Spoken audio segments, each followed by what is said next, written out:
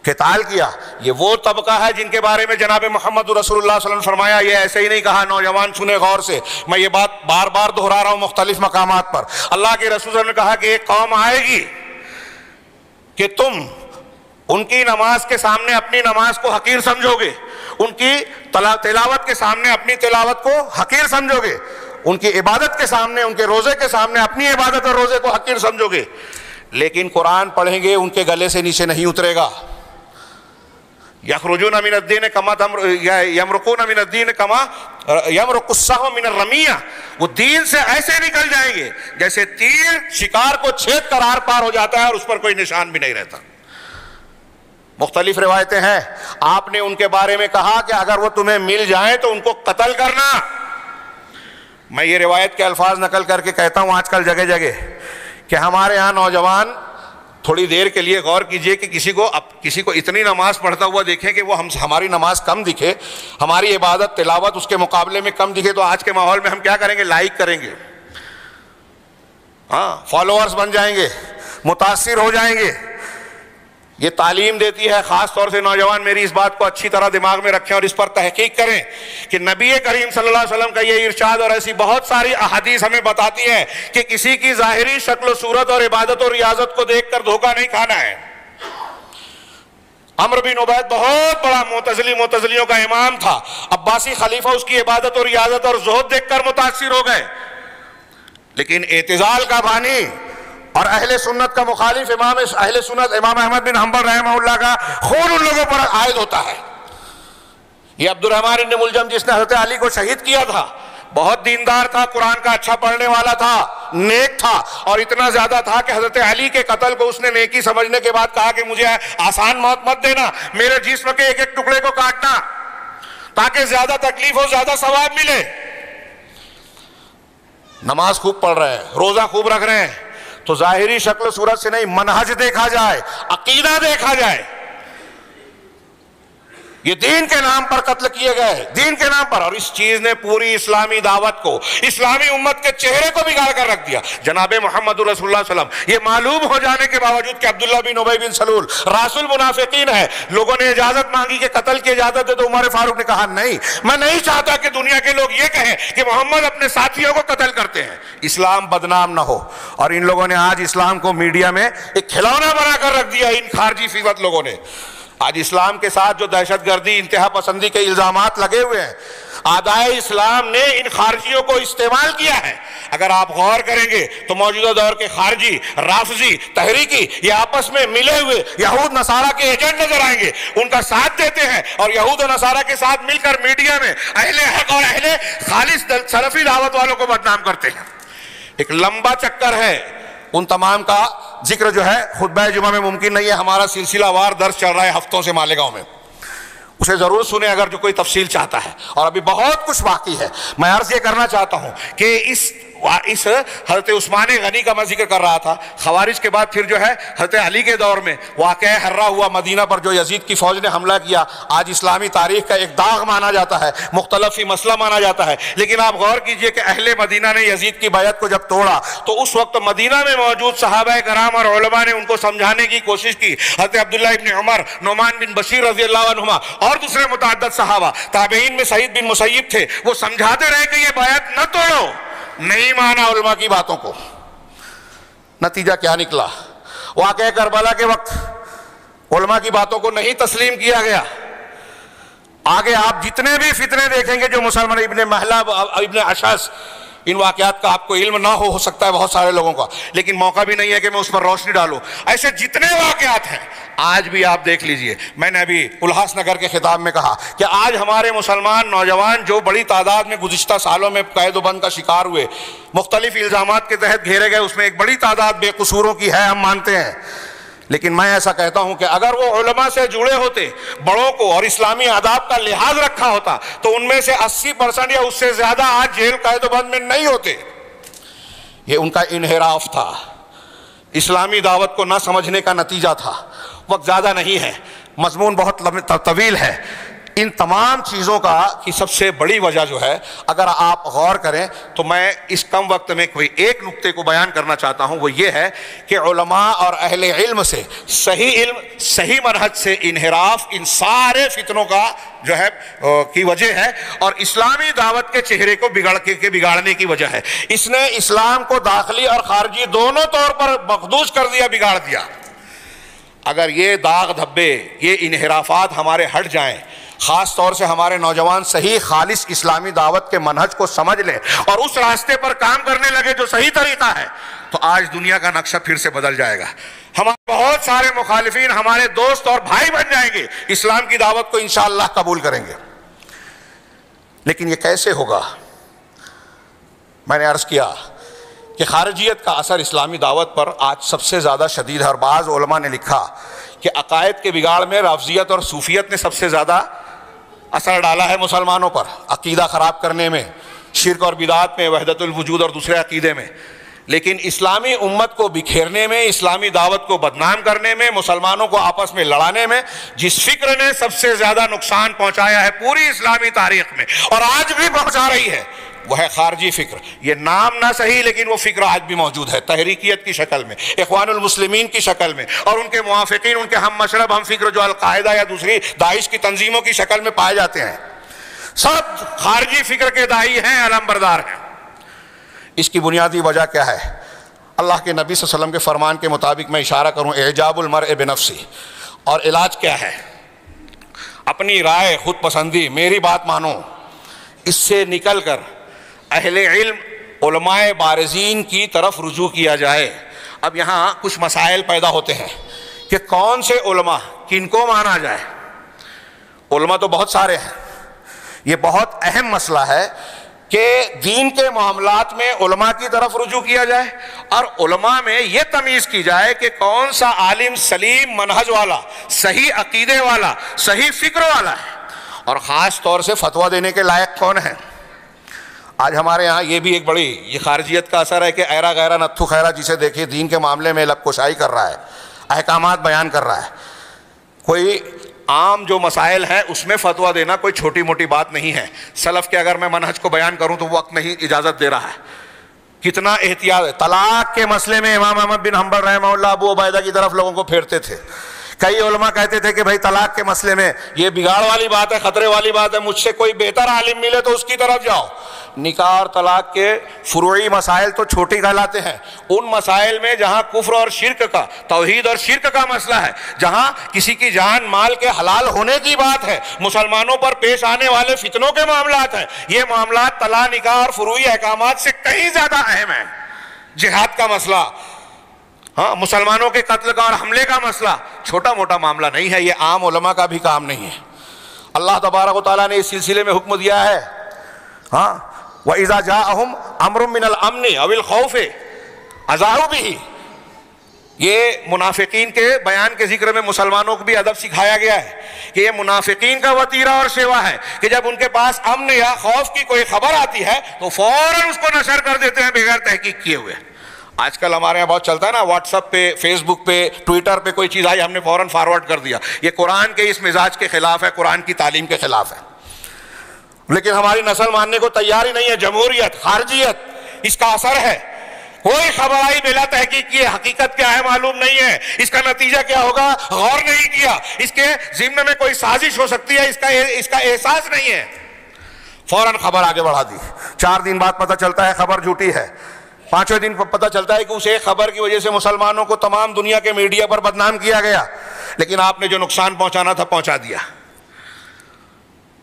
تو اللہ کے نبی صلی اللہ علیہ وسلم کی تعلیمات کی روشنی میں ایسے معاملات میں، قرآن اور حدیث کی تعلیم کے معاملے میں، ایسے معاملات میں جو ہے کس کی طرف وَلَوْ رَدُّوهُ إِلَى الرَّسُولِ وَإِلَى أُولِي الْأَمْرِ مِنْهُمْ لَعَلِمَهُ الَّذِينَ يَسْتَنبِطُونَ مِنْهُ، کہ یہ خبر امن اور خوف کی جب آتی ہے تو اس کو فوراً آگے مت بڑھاؤ۔ اگر یہ رسول کی طرف اور ایسے ان کے حکام اور جانکار لوگ راسخین فی العلم جو اس معاملے کی خبر کی تہ تک پہنچ سکتے ہیں ان تک پہنچائیں تو وہ اس کی حقیقت کو سمجھ سکتے ہیں۔ یہ وتیرہ ہونا چاہیے۔ اب اس سلسلے میں اگر آپ غور کریں تو دنیا میں مسلمانوں کی اسلام کی تاریخ میں جتنے بڑے بڑے فتنے پیدا ہوئے، جیسا کہ میں نے عرض کیا، یہ علماء کی طرف رجوع نہ کرنے کی وجہ سے اور اہل علم اور صحیح منہج کے لوگوں سے انحراف کرنے کا نتیجہ ہی ہے۔ ہر فتنہ، ہر شر اسی سے پیدا ہوتا ہے۔ اللہ کے نبی صلی اللہ علیہ وسلم نے پہلے ہی بیان کیا، قیامت کے علامات میں سے ہے علم کا اٹھ جانا اور جہالت کا عام ہو جانا۔ علم کیسے اٹھے گا؟ بخاری مسلم کی ایک روایت میں وہ بھی بیان کیا، ان اللہ لا ينتزع العلم انتزاعا، اللہ تعالیٰ علم کو یوں ہی بندوں من قلوب العباد، بندوں کے سینوں سے، دل سے یوں ہی نہیں چھین لیتا، ولکن یقبض العلم بقبض العلماء، لیکن اللہ تعالیٰ علماء کو اٹھا کر علم کو اٹھاتا ہے، حتی اذا لم يبق عالما، یہاں تک کہ جب کسی عالم کو باقی نہیں چھوڑتا، اتخذ الناس رؤوسا جہالا، تو لوگ جاہلوں کو اپنا سردار بنا لیتے ہیں۔ فسئلوا، ہاں، اور اب ان جاہلوں سے سوال جب کیا جاتا ہے فافتوا بغیر علم، تو بغیر علم کے فتویٰ دیتے ہیں، موقع نہیں ہے۔ ان شارٹ، بغیر علم کے جو قرآن و حدیث کو جانے، بغیر فتویٰ دے، قرآن و حدیث کے ما لہ ما علیہ اور اس کے متعلقہ چیزوں کو جانے بغیر فتویٰ دے،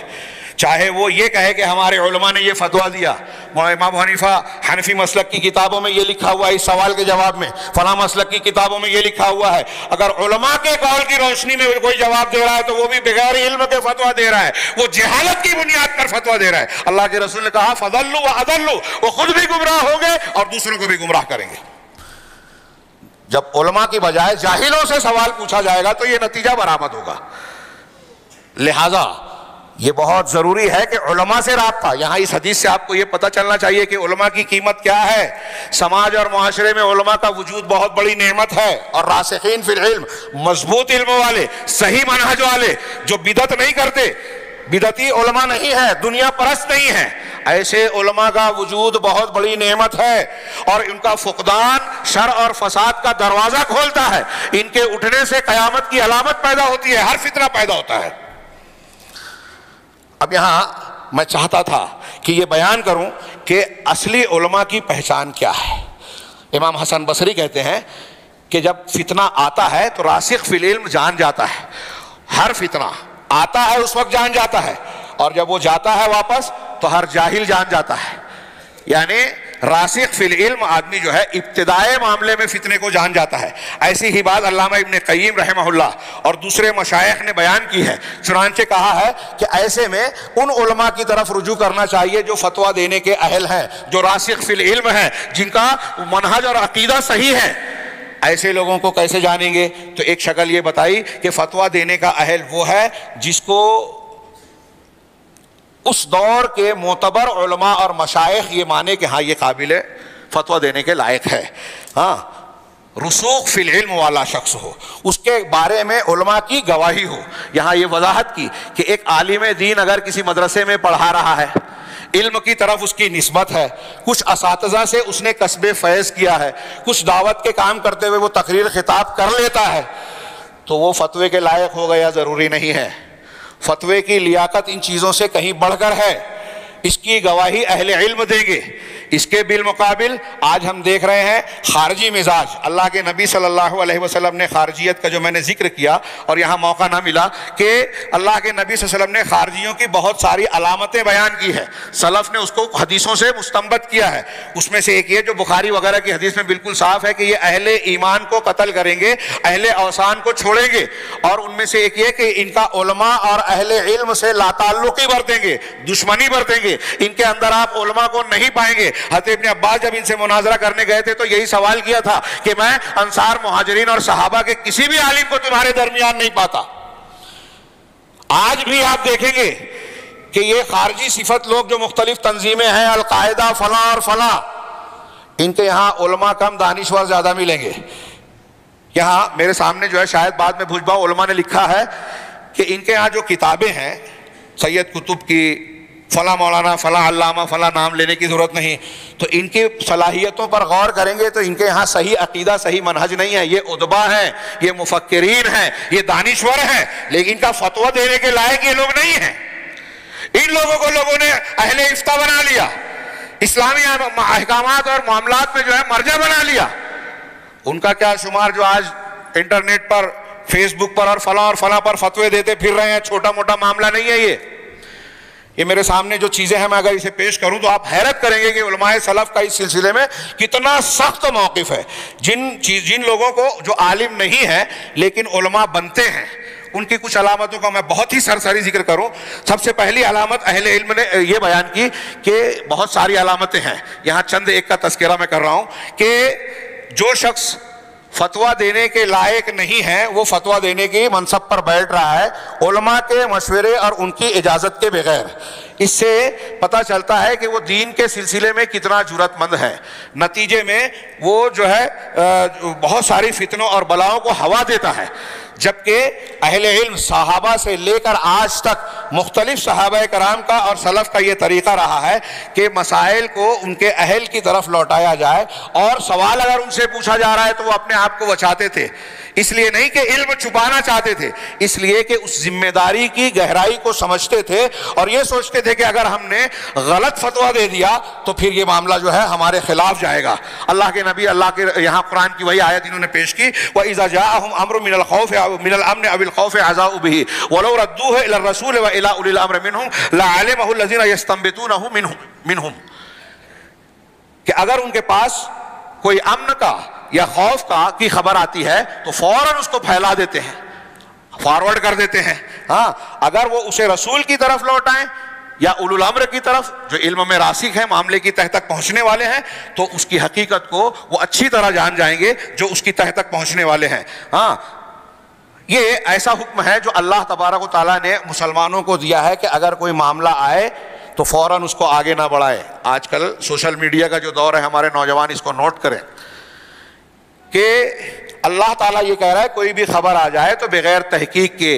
کیا اس کی حقیقت ہے، کیا اس کے نتائج ہوں گے، اس کے ضمن میں کیا کیا مقاصد ہو سکتے ہیں، انہیں جانے بغیر آگے نہ بڑھایا جائے، ان لوگوں کی طرف لوٹایا جائے جو ہمارے ہاں قابل احترام اور جانکار لوگ ہیں. ہاں، اس سلسلے میں انہوں نے کچھ اقوال نقل کیے. شیخ خطیب بغدادی کا قول نقل کیا کہ ربیہ کو روتے ہوئے دیکھا، پوچھا کیا بات ہے، تو کہا بہت بڑی کوئی مصیبت آ گئی. کہا مصیبت یہ آئی ہے کہ آج کل ان لوگوں سے فتویٰ پوچھا جاتا ہے جو فتویٰ دینے کے لائق نہیں ہے. اور پھر انہوں نے کہا کہ مسلمان حاکم کا یہ کام ہے، خطیب بغدادی کہتے ہیں کہ مسلمان حکام کا کام ہے کہ اپنے مفتیوں کے حالات کا جائزہ لے، جو مفتی فتویٰ دینے کے لائق نہیں ہے اس سے روکا جائے، اس کو دھمکی دی جائے، اور باز نہ آئے تو سزا دی جائے، اور جو لائق ہے اس کو برقرار رکھا جائے. امام مالک رحمہ اللہ کہتے ہیں کہ کسی بھی شخص کو جو مسجد میں آتا ہے حدیث بیان کرنے کے کیا کہ جو شخص یہ چاہتا ہے کہ میں مسجد میں آتا ہوں اور بیٹھ کر یہاں حدیث بیان کروں، فتویٰ دوں، اسے اس بات کا حق نہیں ہے. یہاں تک کہ اہل علم، اہل صلاح اور مسجد کے جو اہل ذمہ داران اہل علم ہے ان کی طرف رجوع کر کے ان سے اجازت نہ لے لے، ان سے یہ گواہی نہ لے لے کہ میں فتویٰ دینے کے لائق ہوں، حدیث بیان کرنے کے لائق ہوں. امام مالک کہتے ہیں جب تک 70 مشائخ نے میرے بارے میں مجھ کو یہ نہیں اجازت دی کہ آپ فتویٰ دینے کے لائق ہیں، میں نے فتویٰ نہیں دیا. ہاں، میں نے کسی سوال کا جواب نہیں دیا. امام شاطبی رحمہ اللہ جو کہتے ہیں کہ یہ اہل علم کی پہچان ہے کہ وہ فتویٰ دینے کے سلسلے میں تحمل برتتے ہیں، اپنے آپ کو چھوٹا سمجھتے ہیں، دوسروں کی طرف پھیر دیتے ہیں، اور اس کے بالمقابل اہل بدعت اس سلسلے میں جلد بازی کرتے ہیں. دوسری علامت ایک بیان کرنا چاہتا ہوں کہ علماء کوئی مصیبت اور تکلیف آتی ہے، پریشانی آتی ہے، تو یہ جاہل لوگ، خارجیت کی فکر سے متاثر لوگ جو آج کے ماحول میں آپ دیکھ سکتے ہیں کہ اہل علم، اہل فضل، جماعتوں کے ذمہ داران اگر کوئی بیان دے رہے ہیں، کوئی معاملہ بیان کر رہے ہیں تو یہ چھوٹے لوگ ان کی مخالفت کرتے ہیں. ارے نہیں، انہیں کیا سمجھتا ہے. ہاں، اب تو یہاں علماء کی بات، حکومت کی کوئی بات اور خبر رہتی ہے، ہمارے ہاں فوراً اس پر تبصرے شروع ہو جاتے ہیں. ہاں، یہ وہی بات ہوئی کہ علماء کی مخالفت کر کے مسلمانوں میں فتنہ پیدا کیا جاتا ہے، لوگوں کو علماء سے بدظن کیا جاتا ہے، اللہ کے بندوں کے خلاف جو ہے برائی کا ارتکاب کیا جاتا ہے. یہ چیز سوء نیت پر دلالت کرتی ہے، اور یہ اس بات کی دلیل ہے کہ ہر شخص اپنی رائے کو پسند کرتا ہے، جو اللہ کے رسول صلی اللہ علیہ وسلم کے فرمان کے مطابق ہلاک کرنے والی چیزوں میں سے ہے کہ آدمی اپنی جو ہے رائے کو زیادہ مانے. لوگوں نے کہا اپنی رائے کو متہم کرو. ایک صحابی کہتے ہیں سہل بن حنیف رضی اللہ تعالیٰ عنہ، تفصیلات چھوڑ کے میں ایک قول پیش کر رہا ہوں صرف. وہ کہتے ہیں کہ اگر لوگوں اپنی رائے کو دین کے سلسلے میں متہم قرار دو، یہ مت سمجھو کہ میں نے جو سمجھا ہے وہی صحیح ہے، اپنی رائے کو متہم قرار دو۔ میں نے اپنے آپ پر غور کیا تو میں اس بات کی، اگر مجھے طاقت ہوتی کہ کسی معاملے میں نبی صلی اللہ علیہ وسلم کی بات کو رد کر دوں، تو ابو جندل والے دن صلح حدیبیہ جب لکھا جا رہا تھا اور ان کا بیٹا مسلمان ہو کر آیا اور لوٹا دیا گیا، اگر میری اپنی رائے کا کوئی وزن ہوتا نبی کے سامنے تو میں اپنی رائے مانتا، لیکن میں نے ایسا نہیں کیا۔ غور کیجئے، یہ موقع نہیں ہے اس لیے میں اس کی تفصیل میں نہیں جا رہا ہوں۔ تیسری چیز کہ بہت زیادہ بات چیت کرنا، جدال کرنا، بحث و مناقشہ کرنا، اس سلسلے میں جو تفصیلات پیش کی شیخ حماد کہتے ہیں کہ اگر تم کسی انسان کو دیکھو کہ خوب نقاش، بحث، سوال جواب کرتا ہے، باریکیاں کھگالتا ہے اور عمل میں کم نظر آتا ہے، تو جان جاؤ کہ وہ ٹیڑھے دل والا ہے، اس کے یہاں انحراف پایا جاتا ہے، وہ اہل سنت کی بجائے اہل بدعت کی طرف مائل ہے۔ اور یہ چیز آج ہمارے یہاں بہت نظر آتی ہے، تقریر کرنے والے، بیان دینے والے بہت ہیں، لمبی لمبی باتیں کرنے والے ہم جیسے بہت ہیں، عمل کرنے والے، مخلصین، دین اور امت کے لیے قربانیاں دینے والے، اپنے مفاد کو قربان کر کے اجتماعی مفاد کو ترجیح دینے والے بہت کم نظر آتے ہیں۔ اس سلسلے میں اللہ امام مالک کا قول نقل کیا کہ علم اور حکمت نور ہے جسے اللہ تبارک و تعالیٰ جس کے دل میں چاہتا ہے ڈال دیتا ہے، یہ کثرت مسائل سے نہیں آتی۔ امام بربہاری کہتے ہیں، اس قول کو بہت غور سے سنیے، امام بربہاری کہتے ہیں کہ اللہ تم پر رحم کرے، یہ بات دماغ میں بٹھا لو، اچھی طرح جان لو کہ علم جو ہے روایت اور کتابوں کی کثرت سے نہیں ہوتا۔ ایک آدمی خوب روایت کر رہا ہے، خوب کتابیں لکھ رہا ہے، خوب مضمون لکھ رہا ہے، خوب تقریریں کر رہا ہے، اس سے علم نہیں ہوتا۔ عالم وہ ہے جس نے علم اور سنت کی اتباع کی، سنن کی اتباع کرنے والا عالم ہے، اگرچہ وہ علم جانکاری میں کم ہو، اس کی کتابیں کم ہو۔ اور جو شخص، یہ جملہ لکھ لیجئے، جو شخص کتاب اور سنت کی مخالفت کرے وہ صاحب بدعت ہے، جو شخص قرآن اور حدیث کی مخالفت کرے وہ صاحب بدعت ہے، اگرچہ وہ بہت علم والا اور کتابوں والا ہو۔ آج ہمارے ہاں کچھ لوگ لمبی لمبی بات کرنے والے کہ ان کے فیس بک پر، ٹویٹر پر اتنے فالوورز ہیں، اتنے لائکرز ہیں، لاکھوں لوگوں نے ان کو لائک کیا ہے، اتنا کہ تو ہمارا نوجوان متاثر ہو جاتا ہے۔ خارجیت سے متعلق حدیث اور یہ سلف کے یہ اقوال اپنے سامنے رکھیے کہ یہ سب چیزیں متاثر کرنے والی نہیں ہیں، دیکھنے والی چیز یہ ہے کہ وہ صاحب سنت ہے یا نہیں ہے۔ اب اگر سید قطب صاحب ہوں، مولانا مودودی صاحب ہوں، آج کا کوئی بڑا عالم نظر آ رہا ہو، وہ روزانہ ٹی وی چینل پہ آتا ہو لیکن حدیثوں کا انکار کرتا ہے، وہ کسی بدعت کا ارتکاب کرتا ہے، قرآن اور حدیث میں انحراف کا شکار ہے، تو وہ کتنا بھی بڑا ہو جائے، روز ٹی وی پر آئے، ہمیں اس سے متاثر نہیں ہونا چاہیے۔ منہج دیکھیے، آج بہت بڑا فتنہ یہی ہے کہ نوجوان اس گلیمر کو دیکھ کر، اہل علم جو سادے نظر آتے ہیں، بوریا نشی نظر آتے ہیں، ان کو چھوڑ کر وہ ٹائی اور کوٹ والا ٹی وی چینل پہ آ رہا ہے تو اس سے متاثر ہوتے ہیں کہ اسلام کی جدید رہنمائی اور نمائندگی کرنے والے یہ حضرات ہیں۔ علامہ ابن رجب کہتے ہیں کہ آج بہت سارے متاخرین اس فطرے میں مبتلا ہو گئے ہیں کہ کوئی شخص اگر بہت زیادہ کلام والا نظر آتا ہے کہ اس کا جدال، کلام، تقریر، کتاب، مسائل بہت بیان کرتا ہے تو وہ سمجھتے ہیں کہ یہ زیادہ علم والا ہے۔ شیخ علامہ ابن رجب کہتے ہیں کہ یہ جہالت محض ہے، خالص جہالت ہے۔ دیکھو اکابر صحابہ، ابوبکر صدیق، عمر فاروق، عثمان غنی، عثمان ابن مسعود، زید بن ثابت، یہ لوگ کیسے تھے؟ حضرت ابن عباس رضی اللہ تعالیٰ عنہ کے مقابلے میں ان کا کلام کم ہے، جبکہ ابن عباس کے مقابلے میں یہ زیادہ علم والے ہیں۔ پھر تابعین کو دیکھو، صحابہ کے مقابلے میں تابعین کا علم کم ہے لیکن تابعین کا کلام ان سے زیادہ ہے، تابعین کا علم تابعین سے کم ہے لیکن ان کا علم جو ہے وہ ان کا کلام ان سے زیادہ ہے۔ تو آگے نتیجہ کہا کہ علم کثرت روایت اور کثرت مقال سے نہیں ہوتا بلکہ یہ دل کا نور ہے جس کے ذریعے سے حق اور باطل میں انسان کے اندر تمیز آتی ہے کہ سچ کیا ہے، غلط کیا ہے، حق کیا ہے، باطل کیا ہے، سنت کیا ہے، بدعت کیا ہے۔ چنانچہ ایسی صورت میں وہ صاحب علم جو ہے وہ کم الفاظ میں، مختصر میں اپنے مقصود کو ظاہر کرتا ہے۔ چوتھی علامت، میں بہت بات کو سمیٹ رہا ہوں، تھوڑی سی زیادتی ہو رہی ہے، اس کے لیے معافی چاہوں گا، کہ کسی بھی خبر کے آنے کے بعد فوراً اس پر تبصرہ کرنا، سرعت کلام، اس کی حیثیت اور اس کی صحت کو جانے بغیر آج کے موجودہ ماحول میں، سوشل میڈیا کے دور میں یہ نقطہ بہت اہمیت کا حامل ہے۔ خاص طور سے ہم دیکھتے ہیں کہ آپ دیکھیے کہ جو اہل حق ہیں ان کے خلاف عالمی طور سے سازش رچی جاتی ہے،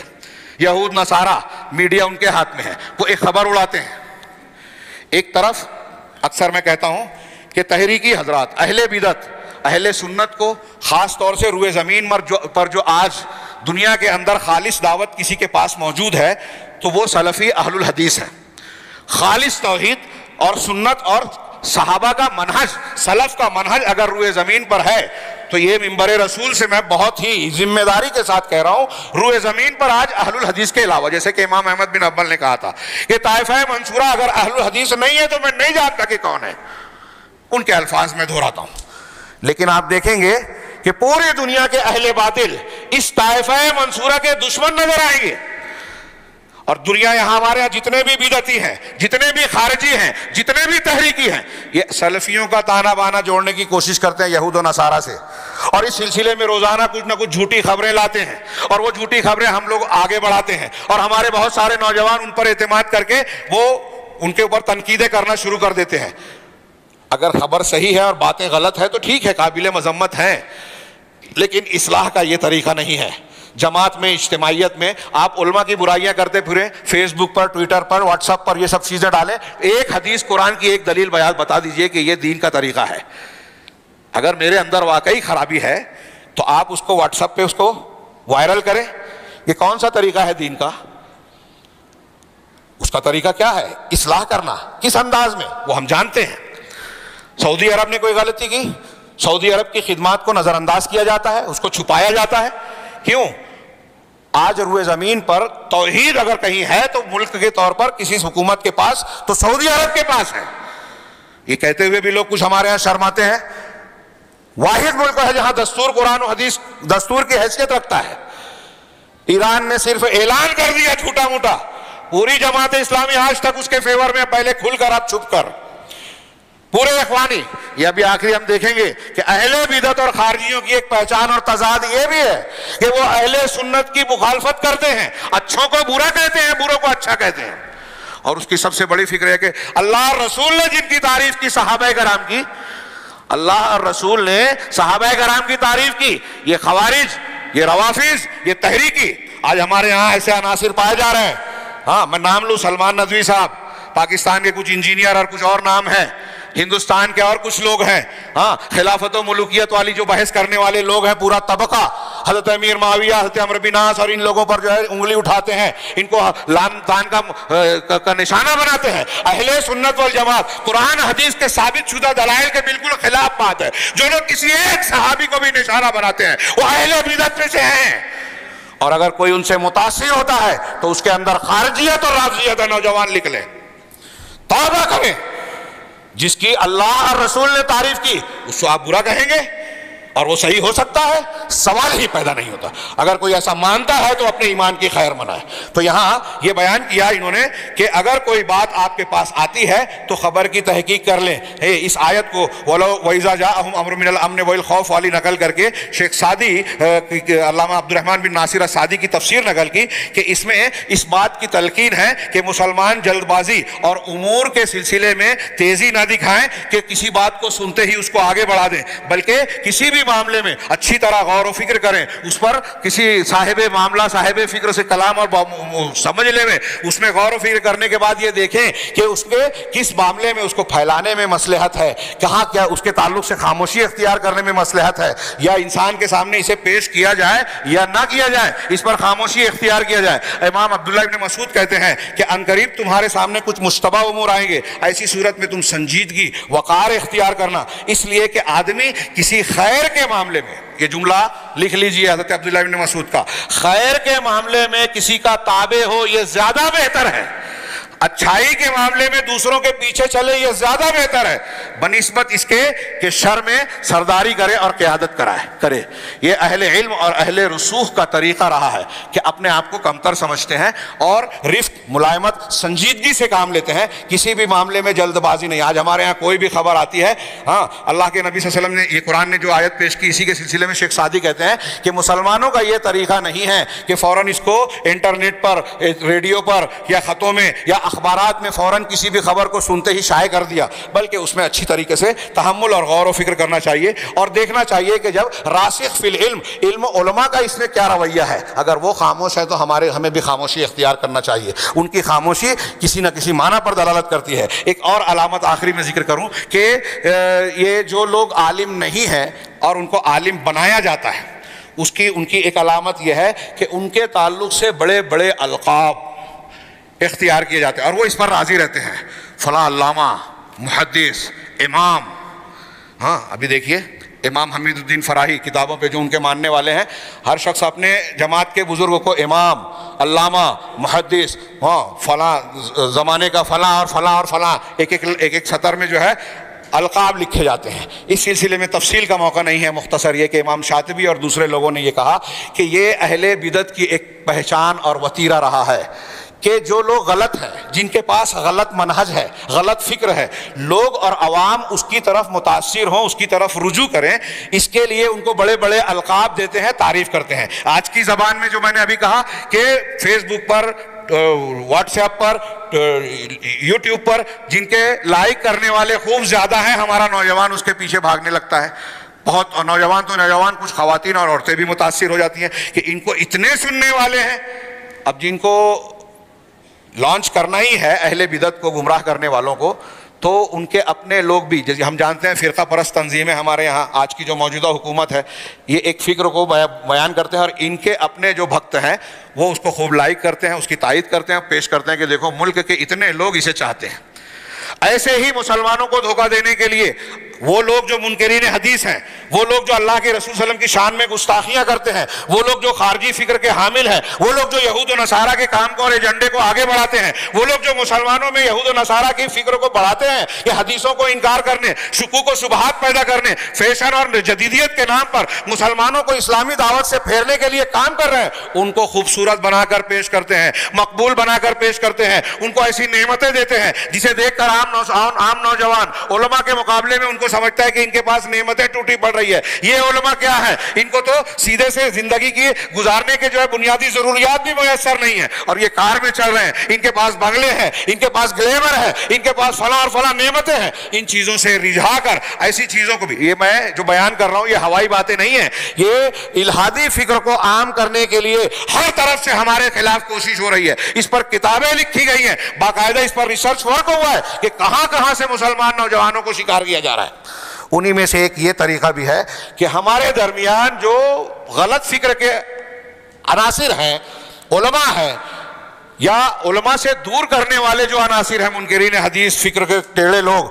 غلط منہج والے، ان کو جو ہے بڑے القاب سے پکارا جاتا ہے۔ سید قطب شہید، علامہ ابو العلا مودودی، امام حمید الدین فراہی، فلاں اور فلاں۔ میرے نام لینے سے کوئی برا نہ مانے،